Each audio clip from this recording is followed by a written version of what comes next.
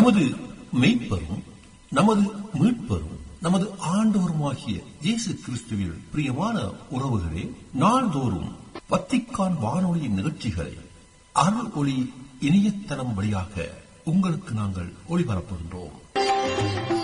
உங்களுக்காக தொகுத்து வழங்குபவர் உங்கள் அன்பு சகோதரன் பேசாலை தாஸ்.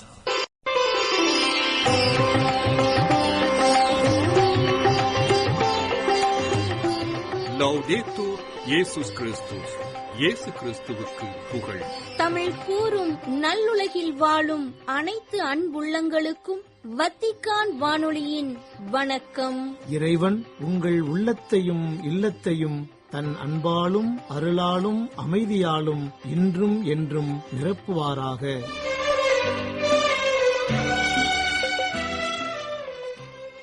அன்பு நேயர்களே, வத்திக்கான் வானொலி இன்று உங்களுக்கு வழங்க இருப்பவை தடம் தந்த தகைமை, திருத்தந்தையர் கோடை விடுமுறை இல்லம் மற்றும் செய்திகள்.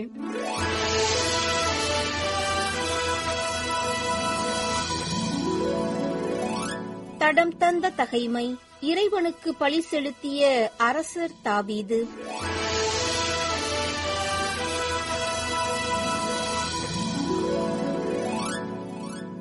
நான் தாவீதை நோக்கி, என் தலைவராகிய அரசர் இந்த நிலத்தை எடுத்துக்கொண்டு தாம் விரும்பும் வண்ணம் செய்வாராக. இதோ எரிபலிக்காக மாடுகளும் விறகுக்காக போரடிக்கும் கருவிகளும் படையலுக்காக கோதுமையும் இருக்கின்றன, அனைத்தையும் நான் தருகிறேன் என்றார். அரசர் தாவீது ஒர்னானை நோக்கி, அப்படியல்ல, நான் அதை முழு விலைக்கு வாங்குவேன். உமக்கு உரியதை ஆண்டவருக்காக எடுத்துக்கொள்ள மாட்டேன். எனக்கு எந்த செலவுமின்றி எரிபலி செலுத்தவும் மாட்டேன் என்றார். அவ்வாறே தாவீது 600 பொற்காசுகளை ஒர்னானுக்கு கொடுத்து அந்த இடத்தை வாங்கினார். தாவீது அங்கு ஒரு பலிபீடத்தை ஆண்டவருக்கு கட்டி எரிபலிகளையும் நல்லுறவு பலிகளையும் செலுத்தி ஆண்டவரிடம் வேண்டுதல் செய்தார். அவர் பலிபீடத்தின் மேலிருந்த பலியின் மேல் வானின்று இறங்கிய நெருப்பின் மூலம் ஆண்டவர் பதிலளித்தார். தூதரிடம் அவருடைய வாளை மறுபடியும் அதன் உரையில் வைக்குமாறு ஆண்டவர் கட்டளையிட்டார். அப்பொழுது தாவீது எபூசியரான ஒர்னானின் களத்தில் ஆண்டவர் தமக்கு பதிலளித்ததைக் கண்டு அங்கேயே பலி செலுத்தினார். மோசே பாலைநிலத்தில் எழுப்பிய ஆண்டவரின் திருக்கூடாரமும் எரி பலிபீடமும் அந்நாட்களில் கிபெயோனின் தொழுகை மேட்டில் இருந்தன. தாவீது ஆண்டவரின் தூதரது வாளுக்கு அஞ்சியபடியால் கடவுள் அருளும் வாக்கை பெற அவர் அங்கு செல்ல இயலவில்லை. திருத்தந்தையர் கோடை விடுமுறை இல்லம், கஸ்தல் கந்தல்ஃபோ.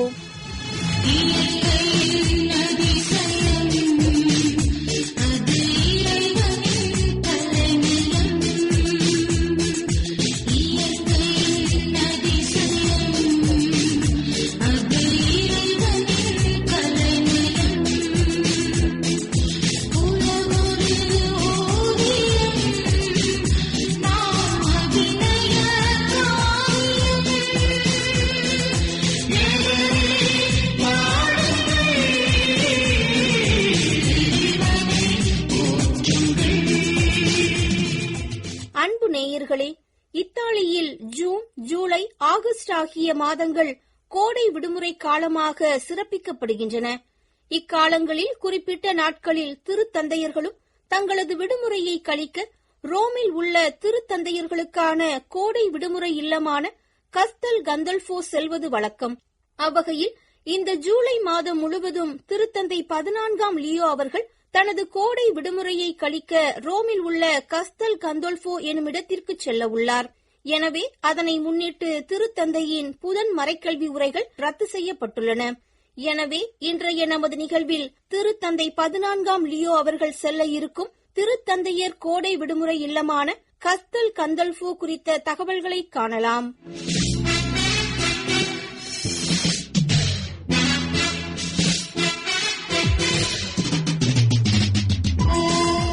திருத்தந்தையரின் கோடை விடுமுறை இல்லமாக கருதப்படும் கஸ்தல் கந்தோல்ஃபோ எனும் இடம் ரோம் நகருக்கு தெற்கே 24 கிலோமீட்டர் தொலைவில் உள்ளது.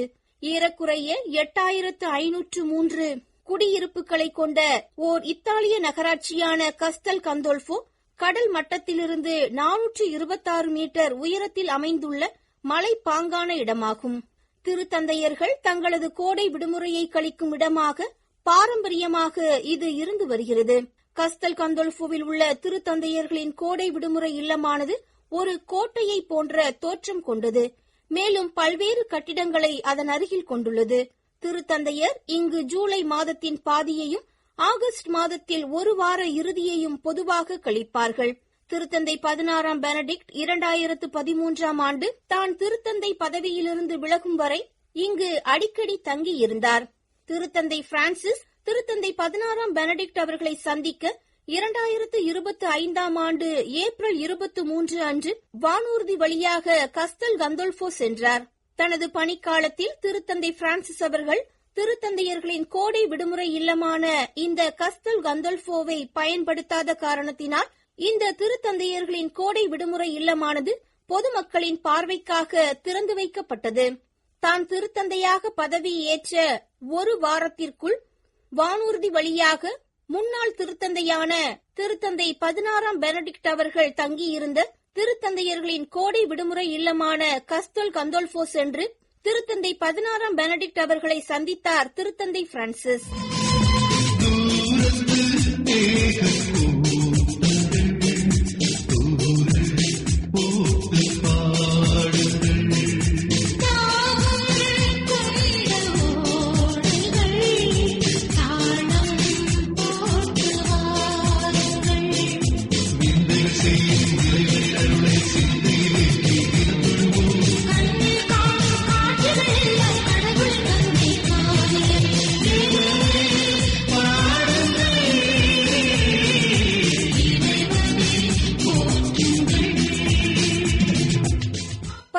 நூற்றாண்டிலிருந்து கட்டப்பட்ட பல கோடைகால குடியிருப்புகள், வில்லாக்கள் எனப்படும் தனி இல்லங்கள் மற்றும் குடிசை வீடுகளால் சூழப்பட்டுள்ளது கஸ்தல் கந்தோல்ஃபோ. இதன் அருகில் அல்பானோ எனப்படும் அழகான ஏரி ஒன்றும் அமைந்துள்ளது. ஏறக்குறைய ஏரியின் கடலோர வளைவுகள் அனைத்தையும் ஒட்டிய பகுதியாக கஸ்தல் கந்தோல்ஃபோ எனும் இடம் அமைந்துள்ளது. இவ்விடத்திலேயே திருத்தந்தையரின் கோடை விடுமுறை இல்லம் அமைந்துள்ளது. இந்த ஏரியிலிருந்து காவோ மலையில் உள்ள எரிமலை கூம்பின் காட்சியையும் கோனி ஒலிம்பிக் ரோயிங் அரங்கத்தையும் துல்லியமாக நம்மால் காண முடியும். அல்பானோ ஏரியின் தூதர் மற்றும் டொமிஷியனின் அல்பன் வில்லாவின் சில பகுதிகள் உட்பட பல்வேறு தொல்பொருள் ஆர்வமுள்ள இடங்களும், இயற்கை சூழலை வெளிப்படுத்தும் கஸ்தெல்லி ரோமானி பூங்காக்களும், கலையார்வம் மிக்க வில்லா நோவாவின் தூய தாமஸ் திருப்பீட கல்லூரியும் இப்பகுதியில் உள்ளன. கஸ்தல் கந்தோல்ஃபோ நகராட்சி பகுதியானது ஆல்ப்ஸ் மலைகளின் மலைப்பாங்கான பகுதிக்கும் ஆக்ரோ ரொமானாவின் தட்டையான பகுதிக்கும் இடையில் வடக்கு வடகிழக்கு திசையில் சாய்வாக நின்றுள்ளது. 1984ஆம் ஆண்டில் நிறுவப்பட்ட கஸ்தெல்லி ரோமானி பூங்காவால் அடையாளப்படுத்தப்படுகிறது. இங்குள்ள மண் முழுவதும் பெப்பரினோ, டஃப் மற்றும் பொசாலானோ என்ற பொருட்களை கொண்ட எரிமலை மண்ணால் ஆனது. இங்குள்ள மக்களுக்கான குடிநீரானது அல்பானோ ஏரியிலிருந்து அவர்களுக்கு கிடைக்கின்றது. தொடக்கத்தில் அல்பானோ ஏரி என்று அழைக்கப்பட்டு வந்த நிலையில் தற்போது கஸ்தல் கந்தோல்ஃபோ ஏரி என்று பரவலாக மக்களால் அழைக்கப்படுகிறது. மிதமான மத்திய தரைக்கடல் காலநிலையின் எல்லைக்குள் இருக்கும் இப்பகுதியானது லேசான குளிர்காலம், இலையுதிர் காலத்தின் வெப்பநிலை வசந்த காலத்தை விட அதிகமாக கொண்டது. கோடை காலங்களில் இதமான தென்றல் காற்றையும் கொண்டுள்ளது. அல்பன் மலைகளின் பகுதி மற்றும் கஸ்தல் கந்தோல்ஃபோ பகுதிகளில் ஸ்தாவோ எனப்படும் மேகங்களில் நீராவியை குறைக்கும் நிகழ்வு நடைபெறுகின்றது. கோடை காலம் வெப்பமாக இருந்தாலும் அல்பானோ ஏரி மற்றும் 18 துளைகள் கொண்ட பன்னாட்டு கோல்ஃப் மைதானத்திற்குள் ஓர் செயற்கை ஏரி இருப்பதால் காற்றில் ஈரப்பதம் வழக்கத்தை விட அதிகமாகவே இருக்கின்றது. குளிர்காலம் லேசானதாகவும் மழையை கொண்டதாகவும் இருக்கின்றது. பொதுவான மிக குறைந்த வெப்பநிலையை கொண்ட கஸ்தல் கந்தோல்ஃபோவில் பனிப்பொழிவு மிகவும் அரிதாகவே இருக்கும். கடுமையான குளிர் இருக்கும் போது மட்டுமே பனிப்பொழிவு ஏற்படும். கோடையில் வெப்பநிலை 35 முதல் 37 டிகிரி செல்சியஸை அடைகிறது. நகரத்தை விட 100 மீட்டருக்கும் அதிகமாக கீழே அமைந்துள்ள ஏரிப்பகுதி நீரின் அடர்த்தியால் தணிக்கப்படுகிறது. இருப்பினும் இது நாட்டிலேயே மிகவும் குளிரானதாகவும் ஈரப்பதமாகவும் இருக்கின்றது.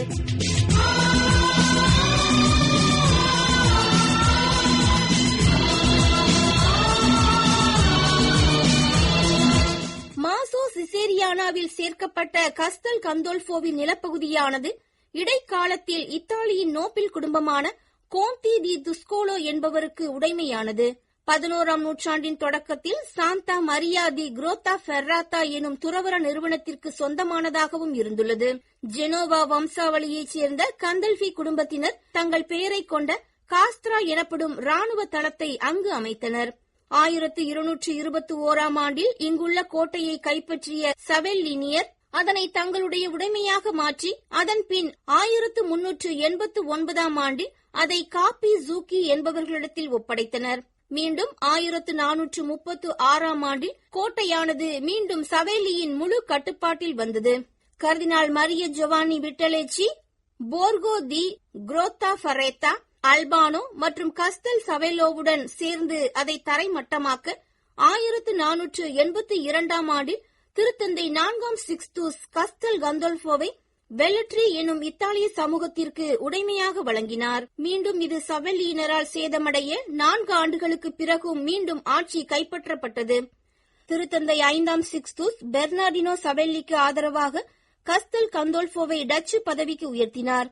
இருப்பினும் பெரிய கடன்களை செலுத்துவதில் சவெல்லிக்கு ஏற்பட்ட நிலை காரணமாக 1596ஆம் ஆண்டு ஜூன் 30 அன்று குடும்பத்திடமிருந்து ஆட்சி பொறுப்பை திருப்பியிடம் கைப்பற்றியது.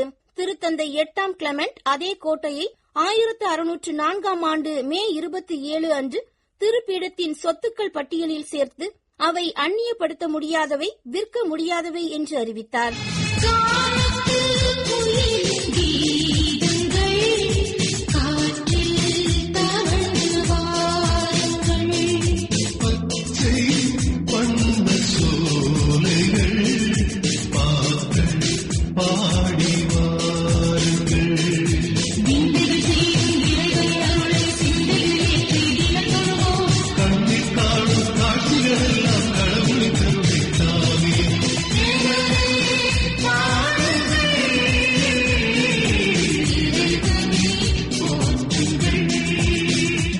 செப்டம்பர் முதல் வார இறுதியில் கஸ்டல் கந்தோல்ஃபோ நகரத்தில் புனித செபஸ்தியாரின் விழா கொண்டாடப்படுகிறது. திருப்பீட நாட்காட்டியில் இவ்விழா ஜனவரி 20 அன்று குறிக்கப்பட்டிருந்தாலும் இப்பகுதியில் செப்டம்பர் மாத முதல் வார இறுதியில் கொண்டாடப்படுகிறது. மே மாதத்தின் கடைசி ஞாயிற்றுக்கிழமை கிறிஸ்தவர்களின் சகாய அன்னை திருவிழாவினை இம்மக்கள் சிறப்பிக்கின்றனர். கஸ்டல்லானோ பிரதேசத்தில் இருக்கும் துறவற நிறுவனங்கள் மொத்தம் 16. ஆல்பன் ஹில்ஸின் அனைத்து நகராட்சிகளிலும் குறிப்பாக திராட்சை வளர்ப்பு முக்கிய பொருளாதார மற்றும் வேலைவாய்ப்பு பொருளாக இருந்து வருகிறது. ஃப்ரஸ்காத்தி டிஓசி, மரினோ டிஓசி, வெல்லட்ரி டிஓசி மற்றும் கோலி லனுவீனி டிஓசி போன்ற புகழ்பெற்ற திராட்சை மதுக்கள் இப்பகுதியில் உற்பத்தி செய்யப்படுகின்றன. திருத்தந்தையரின் கோடை விடுமுறை இல்லங்களின் தோட்டங்களை கால்நடையாகவும் வாகனங்களிலும் பார்வையிடும் வாய்ப்பு இருப்பதால் சுற்றுலா பயணிகளை ஈர்க்கும் இடங்களாகவும் திகழ்கின்றது. திருத்தந்தையரின் அரண்மனை 2016ஆம் ஆண்டு முதல் பொதுமக்களுக்கு திறக்கப்பட்டது. இங்கு திருத்தந்தையரின் அடுக்குமாடி குடியிருப்பு மற்றும் திருத்தந்தையர்களின் உருவப்படங்களின் தொகுப்பினை பார்வையிடலாம்.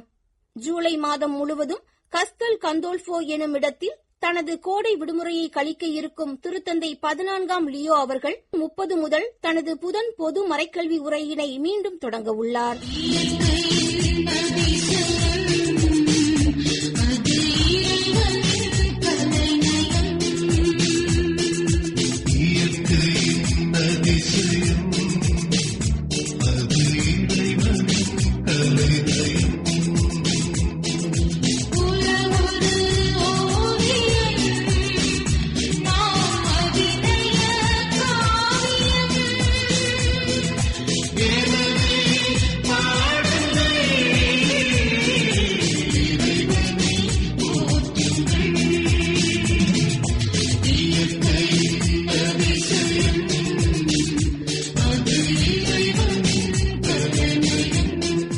தந்தையர் கோடை விடுமுறை இல்லம் கஸ்டல் கந்தோல்ஃபோ எனும் தலைப்பில் இன்றைய நிகழ்வினை உங்களுக்கு வழங்கியது வத்திக்கான் வானொலி.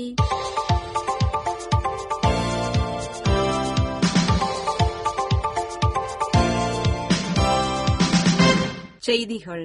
மறைந்த திருத்தந்தை பிரான்சிஸ் அவர்களால் தேர்ந்தெடுக்கப்பட்ட அமைதி மற்றும் நம்பிக்கையின் விதைகள் என்ற கருப்பொருளை கொண்ட இவ்வாண்டின் படைப்பின் பாதுகாப்பிற்கான இறைவேண்டலின் நாளுக்கென திருத்தந்தை 14ஆம் லியோ அவர்கள் செய்தி ஒன்றை அனுப்பியுள்ளார். ஆண்டவர் இயேசு இறையரசை அறிவித்தபோது மிக அதிகமாக விதை பற்றிய உருவகங்களை பயன்படுத்தினார் என்றும், தன்னுடைய பாடுகள் நெருங்கும் காலத்திலும் தன்னையே கோதுமை விதையுடன் ஒப்பிட்டு மடிந்து பலன் தர வேண்டும் என்று கூறியதையும் திருத்தந்தை தனது செய்தியில் தெரிவித்துள்ளார்.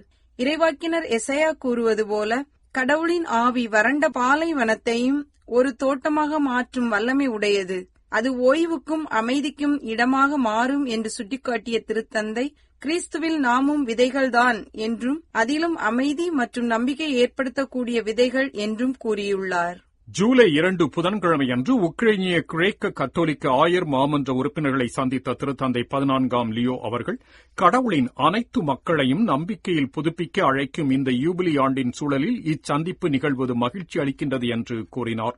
மறைந்த திருத்தந்தை பிரான்சிஸ் அவர்கள் எப்போதும் கூறுவது போல், எதிர்நோக்கு ஒருபோதும் ஏமாற்றம் தராது என்றும், ஏனெனில் அந்த நம்பிக்கை கிறிஸ்துவில் கடவுளுடைய அன்பின் மீது நிறுவப்பட்டுள்ளது என்றும் திருத்தந்தை 14ஆம் லியோ எடுத்துரைத்தார். மேலும் உக்ரைனிய மக்களின் தற்போதைய சூழலில் நம்பிக்கையை பற்றி பேசுவதும், போரில் உயிரிழந்தவர்களின் குடும்பங்களுக்கு ஆறுதல் அளிக்கும் வார்த்தைகளை கூறுவதும் எளிதான ஒன்றல்ல என்றும் திருத்தந்தை எடுத்துரைத்தார். அர்ஜென்டினா நாட்டு கர்தினால் லூயிஸ் பாஸ்குவில் ட்ரீ அவர்கள் இறைபதம் அடைந்ததையொட்டி அந்நாட்டு தலத்திரு அவைக்கு இரங்கல் செய்தி ஒன்றை திருத்தந்தை 14ஆம் லியோ அவர்களின் பெயரால் அனுப்பியுள்ளார் திருப்பீட செயலர் கர்தினால் பியத்ரோ பரோலின். பிரான்சிஸ்கன் கப்புச்சின் திரவு சபையை சார்ந்த 98 வயது கர்தினால் மரணம் அடைந்ததையொட்டி புவனஸ் ஐரஸ் பேராயர் அவர்களுக்கு திருத்தந்தையின் பெயரால் அனுப்பப்பட்டுள்ள இந்த இரங்கல் தந்தி கப்புச்சின் திரவு சபைக்கும் கர்தினாலின் உறவினர்களுக்கும் அவர் பணிபுரிந்த உயர் மறை மாவட்டத்தின் அருள் பணியாளர்கள், துறவிகள் மற்றும் விசுவாசிகளுக்கும் திருத்தந்தையின் ஆழ்ந்த அனுதாபங்களை தெரிவிக்கும்படி விண்ணப்பிக்கிறது. முன்னாள் திருத்தந்தை பிரான்சிஸ் அவர்களுக்கு மிக நெருக்கமாக இருந்த கர்தினால் திரு அவையில் இறைவனுக்காக பல ஆண்டுகள் சேவையாற்றி ஒப்புரவு அருள் சாதனத்தை வழங்கும் மிகச் சிறந்த ஊழியராகவும் ஆன்மீக இயக்குநராகவும் செயல்பட்டவர் என அந்த இரங்கல் செய்தியில் பாராட்டும் திருத்தந்தை 14ஆம் லியோ அவர்கள் கர்தினாலின் ஆன்ம இளைப்பாற்றிக்காக ஜெபிப்பதாகவும் கூறியுள்ளார். இவ்வாண்டு நவம்பர் 10 முதல் 21ஆம் தேதி வரை பிரேசிலின் பெலேமில் நடைபெறும் ஐக்கிய நாடுகள் சபையின் COP30 காலநிலை மாற்ற மாநாட்டில் வானிலை நீதி மற்றும் பொது உடைமைக்கான அழைப்பு, பசுமை மாற்றம், மாற்றத்திற்கான மற்றும் போலியான தீர்வுகளுக்கு எதிர்ப்பு என்ற தலைப்பில் ஒரு கூட்டு ஆவணம் வெளியிடப்பட்டுள்ளது. ஜூலை 1ஆம் தேதி திருப்பிட பத்திரிகை அலுவலகத்தில் நடந்த செய்தியாளர் சந்திப்பின் போது திருத்தந்தை 14ஆம் லியோ அவர்களுக்கு இந்த ஆவணம் வழங்கப்பட்டுள்ளது என்றும், இது காலநிலை நீதிக்கான திரு அவையின் உறுதிப்பாட்டை மீண்டும் வலியுறுத்துவதோடு ஒருங்கிணைந்த சூழலியலை ஊக்குவிப்பதற்காக அனைத்து நாடுகளையும் அரசுகளையும் நடவடிக்கை எடுக்க அழைப்பதாகவும் குறிப்பிடுகின்றது திருப்பிடம். கோடிக்கணக்கான மக்கள் ஏற்கனவே காலநிலை மாற்றத்தின் பேரழிவுகளை அனுபவித்து வருகின்றனர் என்றும், புயல்கள், கட்டாய இடம்பெயர்வு, தீவுகள் இழப்பு, ஆறுகள் மாசுபடுதல் ஆகியவை மேலும் இந்த கிரகத்தை ஒரு நுகர்வுப் பொருளாக கருதி விழுங்க முயலும் முறைமையை எதிர்கொண்டு மனசாட்சிக்கு அழைப்பு விடுப்பதாக இந்தியாவின் கோவா மற்றும் டாமன் மறைமாவட்ட பேராயர் கர்தினால் பிலிப் நேரி ஃபெராவோ அவர்கள் கூறியுள்ளார். ஒடிசாவின் மல்கன்கிரி மாவட்டத்தில் உள்ள தொலைதூர கோட்டமடேரு கிராமத்தில் ஜூன் 21ஆம் தேதி சனிக்கிழமை அன்று ஏறக்குறைய 400 பேர் கொண்ட கூட்டம் கிறிஸ்தவர்களுக்கு எதிராக ஒருங்கிணைந்த தாக்குதலை நடத்தியதாக யூகான் செய்தி நிறுவனம் தெரிவிக்கிறது. இந்த கிராமத்தில் ஏறக்குறைய 70 வீடுகள் உள்ளதாகவும் அவற்றில் 11 வீடுகள் மட்டுமே கிறிஸ்தவர்கள் எனவும், வன்முறை தாக்குதலில் 30க்கும் மேற்பட்ட கிறிஸ்தவர்கள் காயமடைந்ததாகவும் அவர்களில் 20 பேர் படுகாயமடைந்ததாகவும் ஜூன் 27ஆம் தேதி அன்று தேசிய சிறுபான்மையினர் ஆணைய தலைவரும் உரிமை ஆர்வலருமான ஏசி மைக்கேல் மாநிலத்தின் தலைமைச் செயலருக்கு ஒரு கடிதம் அனுப்பியது குறிப்பிடத்தக்கது. இந்த விவகாரத்தை கையிலெடுத்துள்ள தேசிய சிறுபான்மையினர் ஆணையம் இதனை விசாரித்து 21 நாட்களுக்குள் ஆணையத்திற்கு அறிக்கையை அனுப்ப வேண்டும் என்று அறிவித்துள்ளதாக யூகான் செய்தி நிறுவனம் தெரிவித்துள்ளது. இத்துடன் வத்திக்கான் வானொலியின் தமிழ் ஒலிபரப்பு நிறைவு பெறுகின்றது. தொடர்வது அதன் மலையாள நிகழ்ச்சிகள். உங்கள் செவிமடுத்தலுக்கு நன்றி. வணக்கம். வணக்கம். இதுவரையும் நீங்கள் செவியுற்றது வத்திக்கான் வானொலியின் இன்றைய நிகழ்ச்சிகள். மீண்டும் மற்றொரு வத்திக்கான் வானொலி நிகழ்ச்சியில் உங்கள் அனைவரையும் சந்திக்கும் வரை அன்பு விடைபெற்றுச் செல்வது உங்கள் அன்பின் பேசாலை தாஸ்.